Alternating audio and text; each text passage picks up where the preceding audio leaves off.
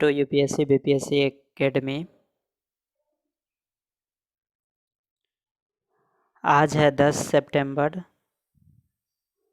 और 10 सितंबर के जितने भी one liner important current affairs हैं और जितने भी इम्पोर्टेंट करंट अफेयर्स बन सकते हैं, आज सारा इस वीडियो में डिस्कस करेंगे। तो आप पूरा वीडियो को देखिए। तो चलिए स्टार्ट करते हैं। पहला क्वेश्चन है, 10 सितंबर को विश्व भर में कौन सा दिवस मनाया जाता है? तो आत्महत्या रोकथाम दिवस। कौन सा दिवस मनाया जाता है? आत्महत्या रोकथाम दिवस। Which day is celebrated around the world on 10th September is Suicide Prevention Day. अगला है, हरियाणा सरकार ने किस नाम से पेंशन स्कीम की शुरुआत की है? तो प्राण वायु देवता के नाम से जो है स्कीम स्टार्ट की है हरियाणा सरकार ने।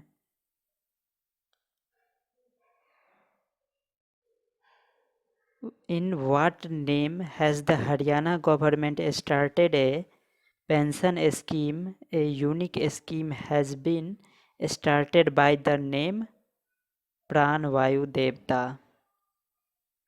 नेक्स्ट है, किस मंत्रिमंडल ने निर्णय लिया है कि राज्य से बाहर पढ़ने वाले को अधिवास प्रमाण पत्र जारी किया जाएगा? छत्तीसगढ़ मंत्रिमंडल ने। In which cabinet has decided that domicile certificate will be issued to those studying outside the state? Chhattisgarh cabinet.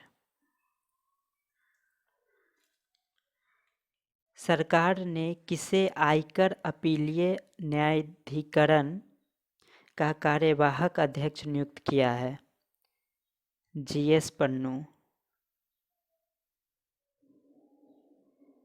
Who has been appointed by the government as the income tax appellate tribunal? GS Pannu.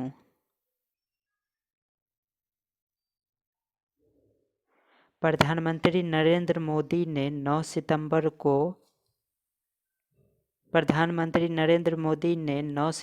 2020 को जिस राज्य के street vendors के साथ स्वनिधि संवाद किया वो है Madhya Pradesh. The state which prime minister Narendra Modi did Svanidhi Samvad on 9 September is Madhya Pradesh. Next है, प्रधानमंत्री नरेंद्र मोदी ने हाल ही में 5 देश के समूहों के साथ सालाना शिखर सम्मेलन की अध्यक्षता की है।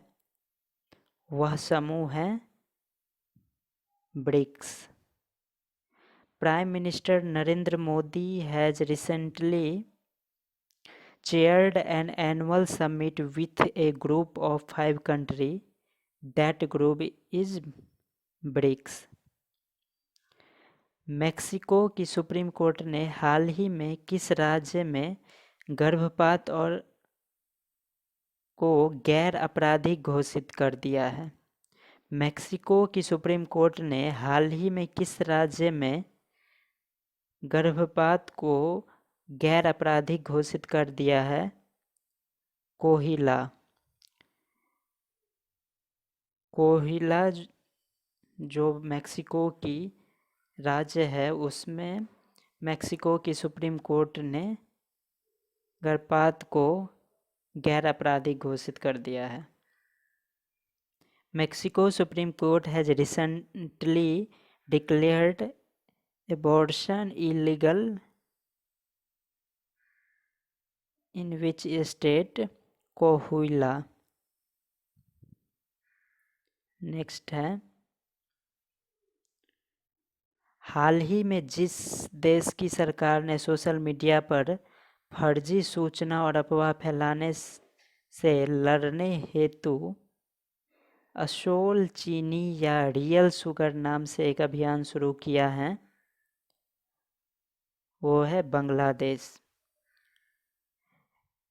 Recently, the country whose government has started a campaign named Asol Chini or Real Sugar to fight the spreading of fake information and rumor on social media, Bangladesh. Golfer Jeev Milkha को खेल में शानदार उपलब्धि के चलते दुबई का प्रतिष्ठित कौन सा वीज़ा प्रदान किया है? तो गोल्डन वीज़ा जो है दुबई ने प्रदान किया है गोल्फर जीव मिल्खा को। Golfer Jeev Milkha has been awarded the prestigious Golden Visa of Dubai for his outstanding achievement in the game.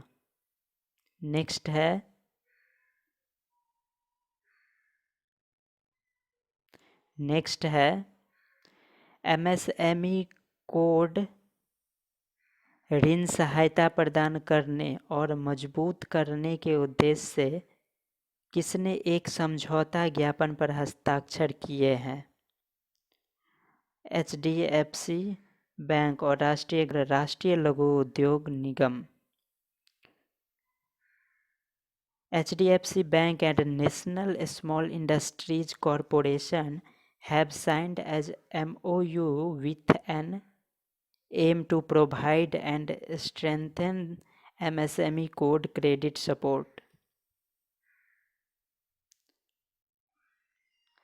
अगला है गुजरात के मुख्यमंत्री विजय रूपानी ने सिरेमिक उद्योग को गैस बिल में जितने प्रतिशत रियायत देने की घोषणा की है? 16% रियायत देगी गुजरात के मुख्यमंत्री।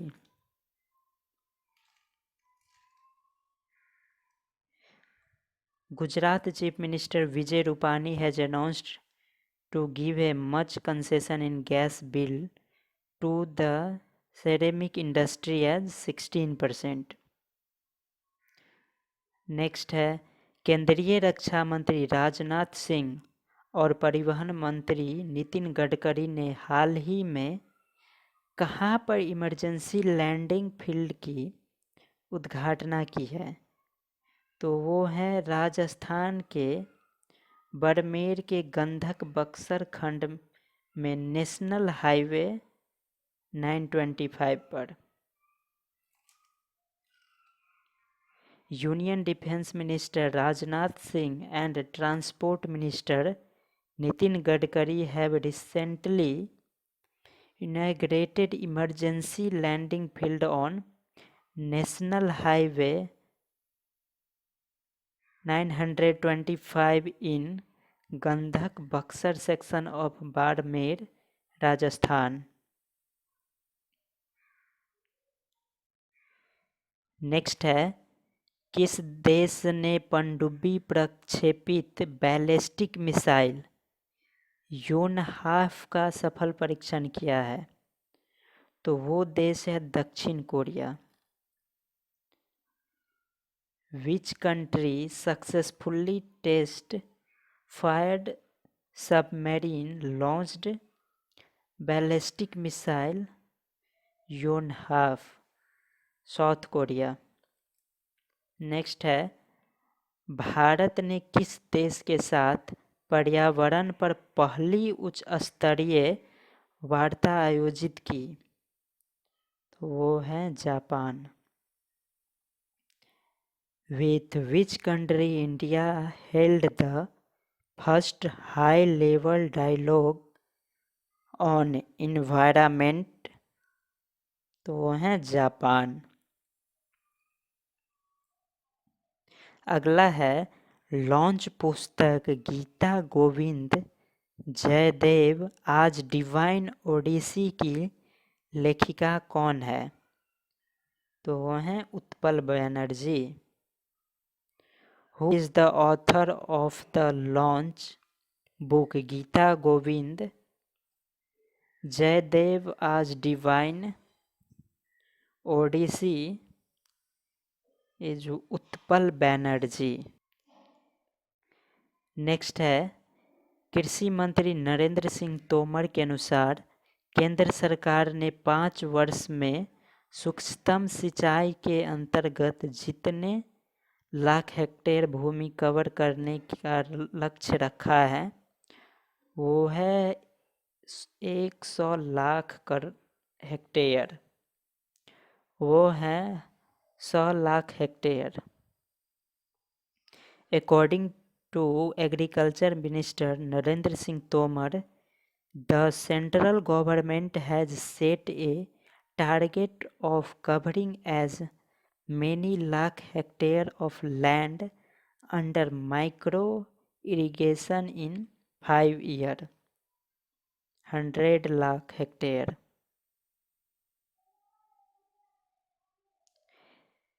अगला है ASOSAI का अध्यक्ष किसे नियुक्त किया गया? तो वो है GC मोमोड। Who has been appointed as the president of ASOSAI? GC मोमोड है। भारत ने किस नाम से अपने पहले उपग्रह और बैलिस्टिक मिसाइल बैंकिंग जहाज का अनावरण किया? ध्रुव नाम से। भारत जो है ध्रुव नाम से अपना पहला उपग्रह और बैलिस्टिक मिसाइल का अनावरण किया है। By what name did India enable its first satellite and ballistic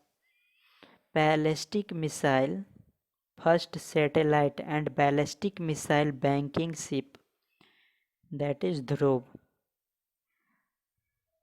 अगला है, त्रिपुरा ने सिपाही जिला के सोनमुड़ा से जिस देश के साथ अपने अंतर्देशीय जलमार्ग को खोल दिया है वो है Bangladesh. The country with which Tripura has opened its inland waterway from Sonmuda in Sepoy district, Bangladesh. अगला है, किस भारतीय मूल के ऑस्ट्रेलियाई नागरिकों को ऑस्ट्रेलिया सुप्रीम कोर्ट का जज नियुक्त किया गया? हेमंत धनजी को।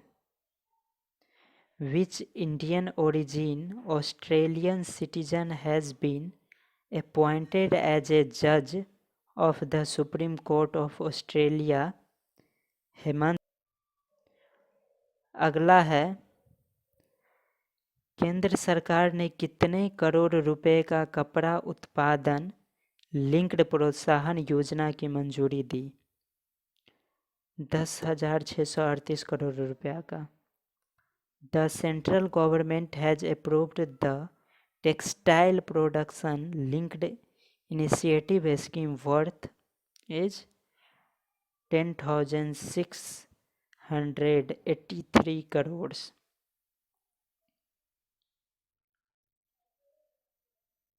अगला है, अमेरिकी राष्ट्रपति डोनाल्ड ट्रंप के जिस पुरस्कार के लिए नॉमिनेट किया गया है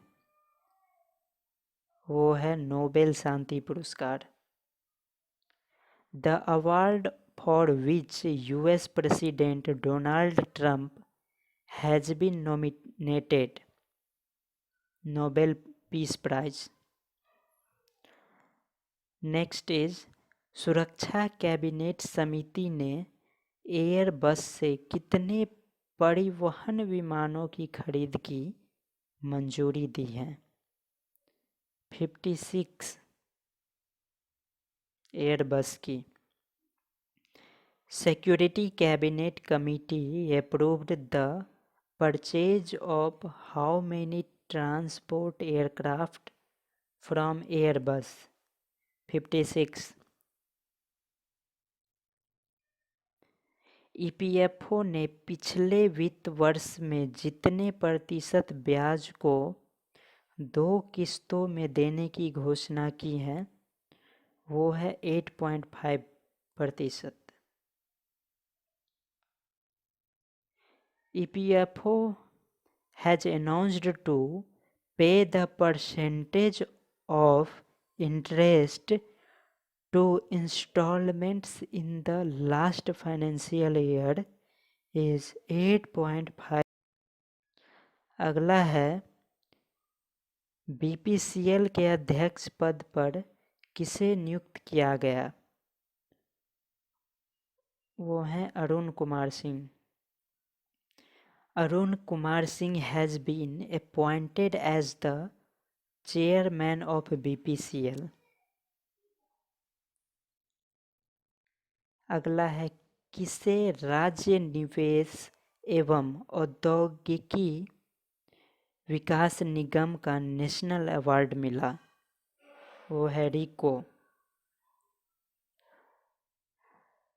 Who got the National Award of State Investment and Industrial Development Corporation is RICO।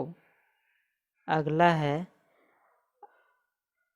अमेरिकी कंपनी सिल्वर लेक ने रिलायंस रिटेल में जितने फीसदी हिस्सेदारी 7500 करोड़ रुपए में खरीदी है वो है 1.75%। American company Silver Lake has bought the percentage stake in Reliance Retail for Rs 7500 crore is 1.7%। Sophie culture Vicky के प्रेसिडेंट पद पर किसे नियुक्त किया गया? इकराम राजस्थानी को। Ikram Rajasthani has been appointed as the president of Sufi Cultural Wiki।